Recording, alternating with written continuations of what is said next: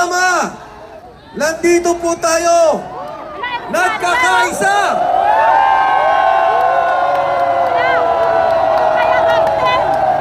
Ayaw po natin sila. Kakaritin sa atin. Baka mamaya may bibitawan pa bomba. We are one! We are one! We are one! We are one! We are one! We are one! We are one!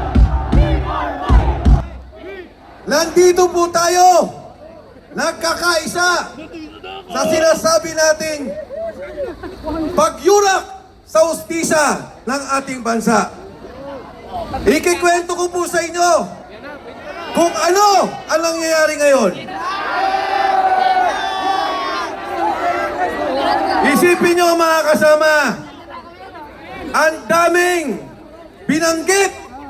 Sabi nila 67 na contractors. May pinatawag ba? Alam niyo ho, doon sa flood control scandal, doon sa anomalya, pinakamalaking skandalo ng nakawan sa ating bayan, ang may kaso, 6 lamang.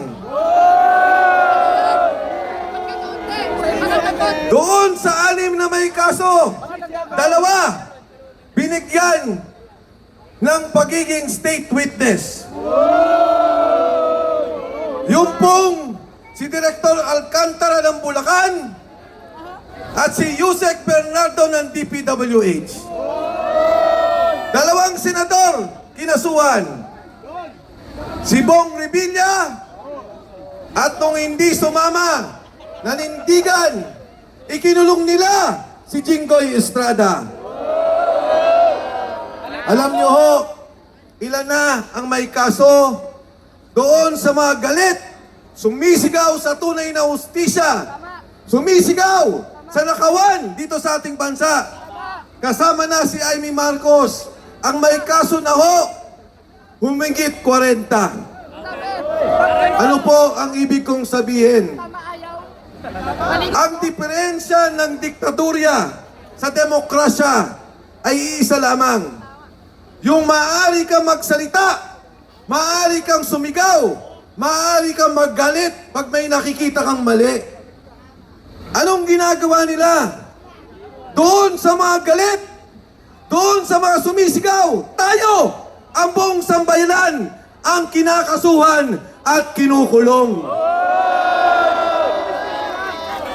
Yung mga totoong nagnakaw, mali-malit ang pera, bilyon-bilyon, trilyon-trilyon, may proteksyon at pinoproteksyonan nila, walang kaso, nakalaya, pati ang pera, malayang ilabas na sa ating bansang Pilipinas. Ito hong nangyari, ngayong gabi lamang, tumawag po ang aking abogado. Ang sabi, ngayong linggo, lalabas na ang warrant of arrest ninyo ni Senador Dante Marcoleta. Ang kaso ho namin, ang sabi nila, plunder, pagnakaw sa kaban ng bayan. Alam niyo, ang nangyari po dyan, noong eleksyon, tumulong kami kay Dante Marcoleta para maging senador ng ating republika. Nangyari ang pagtulong noong Enero. Kaya po tinawag yan na donation. Pera po naming pribado, 3 kaming magkakaibigan, tumulong kay Dante Marcoleta. Paano naging plunder yun? Nasaan ang perang ninakaw? Anong pabor ang hiningi? Isipin nyo, dahil sa pagtulong sa isang taong may paninindigan, nakasama ko sa Kongreso, kasama ko nakipaglaban sa maraming bagay, ang pagbaba ng presyo ng kuryente, pagbaba ng presyo ng tubig. Kasama ko si Dante Marcoleta. Kaya ako tumulong para maging siya senador ng ating Republika ng Pilipinas. Dante Marcoleta para magsilbi sa ating bayan.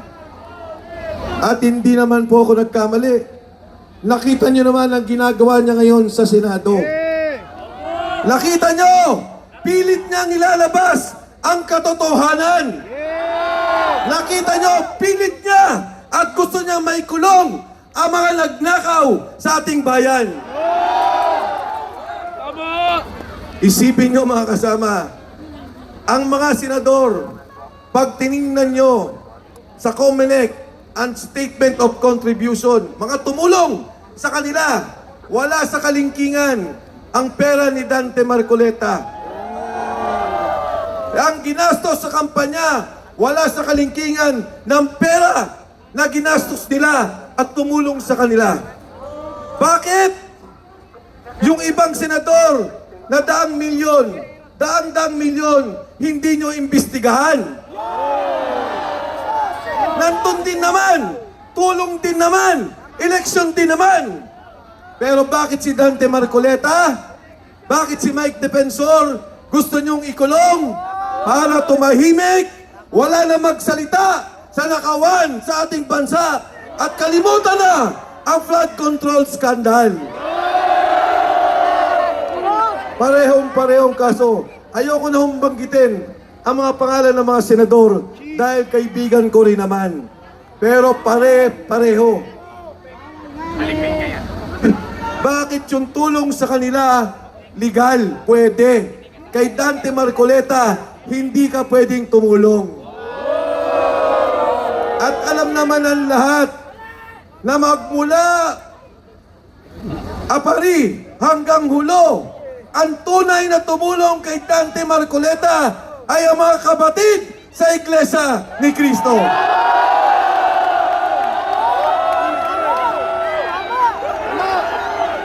We are one! We are one! We are one! We are one! We are one! Ito pa mga kapatid, ang nakakatawa. Sinabi ni Rimulya, may warrant of arrest na si Dante Marcoleta at si Mike Defensor. Pero ang sekretaryo ng DPWH, si Secretary Manny Baloan, absuelto, state witness pa ng gobyerno.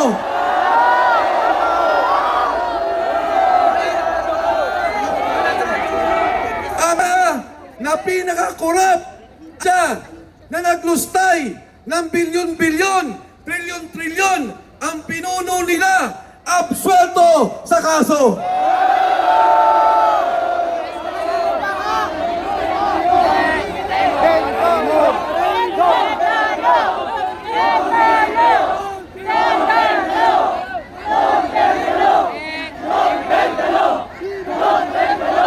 Ngayon mga kasama, nagsimula noong pa 3 buwan nakaraan. Ang sabi, kakasuhan si Martin Romualdez.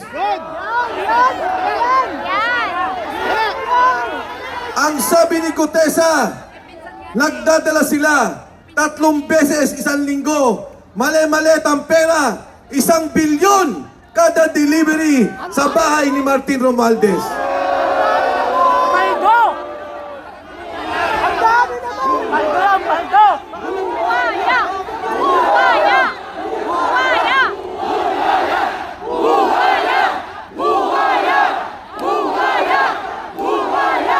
Sabi po ng 18 Marines, nagdadala sila bilyon-bilyon, 3 beses isang linggo. Umabot halos 800 bilyong piso ang nadala kay Martin Romualdez.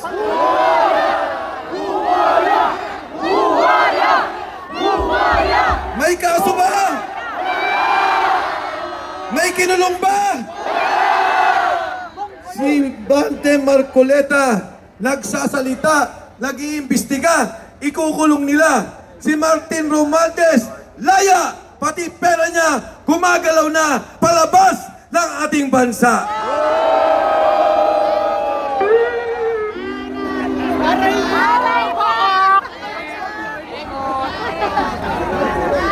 Yung mga sinabi kong senador, Senator Joel Villanueva, Senator Chis Escudero,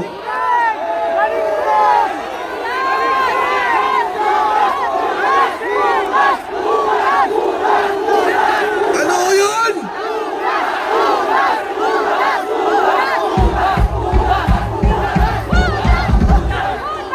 Kaya ako nagbibigay pugay sa dalawa nating senador. Ang una, Senador Bato de la Rosa. Pumunta sa Senado kahit mapapahamak ang kanyang sarili. Alam niya na ilalabas siya ng ating bansa katulad ng ginawa kay Pangulong Duterte. Pero bagkus, pumunta pa rin sa Senado para bumoto sa pagbabago sa liderato ng Senado. Ang pangalawa, Jinggoy Estrada, na ngayon nakakulong dahil ang sabi niya, naninindigan ako sa liderato ni Cayetano at sa liderato ni Dante Marcoleta para sa Blue Ribbon Committee. Luto! Kaya mga kasama, yung away sa Senado, hindi po yan impeachment. Wala po silang bilang. Hindi po yan away lamang ng pagpapalit ng saligang batas. Ang katotohanan, gusto nilang tanggalin si Dante Marcoleta sa Blue Ribbon Committee. Dahil siya ang tunay na nag-iimbestiga. Pinatawag si Gutesa, pinapatawag ang 18 Marines, pinapatawag ang lahat ng sangkot sa nakawan sa gobyerno. Pero ayaw po nilang madinig. Ayaw po nilang malaman ng taong bayan dahil baka lumabas ang tunay na utak at pinuno ng nakawan dito sa ating bansa.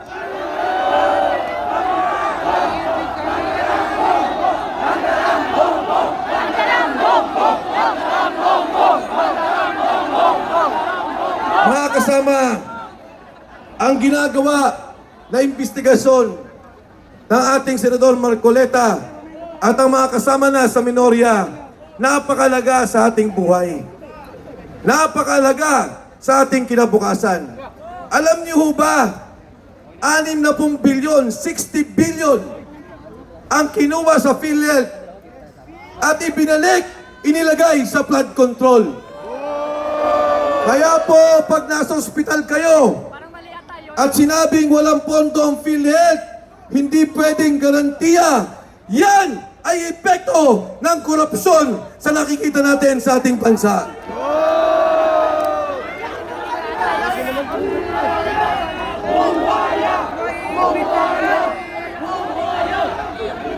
Anim na malalaking proyekto. Isa na lang ang babangkitin ko sa inyo. Yung Metro Manila Subway. Alam niyo ba, 2028, dapat para na tayong Hong Kong, dapat para na tayong Japan, may subway na dumadaan dito sa Metro Manila. Pero ang pondo, kinuha nila, inilipat sa flood control. Kaya ngayon, 2034 na, delayed na proyekto dahil sa nakawan na ginawa nila dito sa sambayanan natin.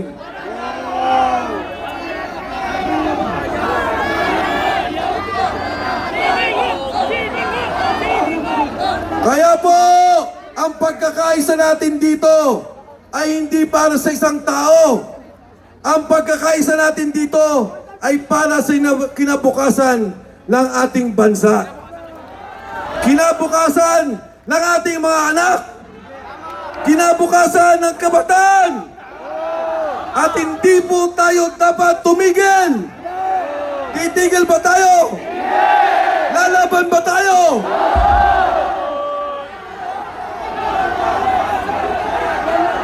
We are one! We are one! We are one! We are one! We are one! We are one!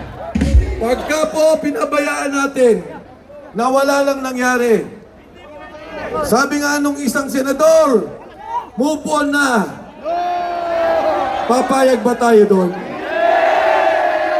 Pag pinayagan po natin yan, yung mga nasa Kongreso, yung nasa Senado, yung mga nasa kabinete, na kumuha ng mali-malitang pera, ang isip nila, pwede naman pala. Makakatakas ka pala. Makakaiwas ka pala. Kaya ang sabi nila, para tumigil na to, ikulong natin si Dante Marcoleta. May bitaw pero di tatagos. Para wala lang lumaban sa Senado, patahimikin natin si Dante Marcoleta. Kaya ang pagkakaisa natin ay para sa katarungan. Pagkakaisa para sa hustisya. Pagkakaisa para makulong ang mga nagnakaw.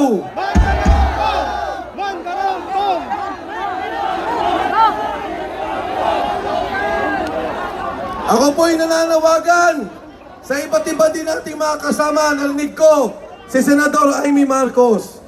Dito walang kulay, walang politika.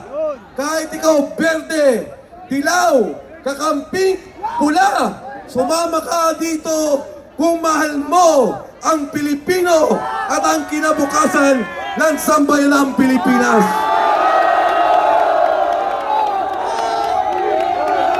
We are one. We are one. We are one. We are one. We are one. We are one. Mga kasama, pag ang isang gobyerno, kinukulong niya mga nagsasalita ng totoo, kinukulong niya yung nais ang katotohanan at hustisya, at yung mga nagnakaw, protektado, malaya. Anong tawag sa gobyernong yan? Ano?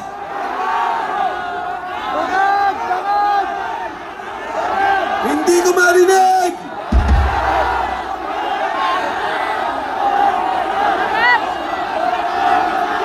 At pag ang boses ng bayan, ang boses ng mga kapatid, pinigilan mo, kinipit mo, aabot sa punto na lalaban yan, lalabas, malilintigan. We are one. We are one! We are one! We are one! We are one! We are one. Sa ating po mga kababayan, lalo tigit sa mga kapatid sa Iglesia ni Cristo, hindi kayo nagkamali sa pagtulong at pagboto kay Dante Marcoleta.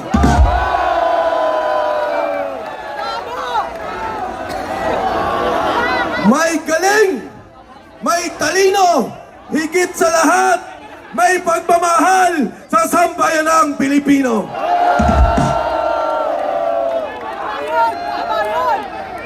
Ang ating pagkakaisa, Senador Dante Marcoleta, kung nakikinig ka, nagkakaisa kami, lalaban kami sa paninindigan mo sa hustisya at katotohanan.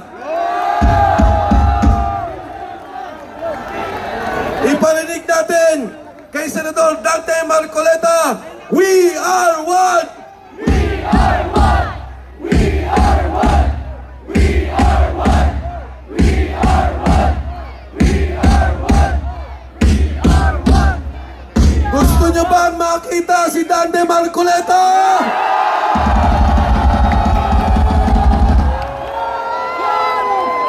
Gusto nyo bang marinig si Dante Marcoleta? Sumigaw po tayo para marinig niya, Marcoleta! Marcoleta. Marcoleta! Marcoleta! Marcoleta. Marcoleta.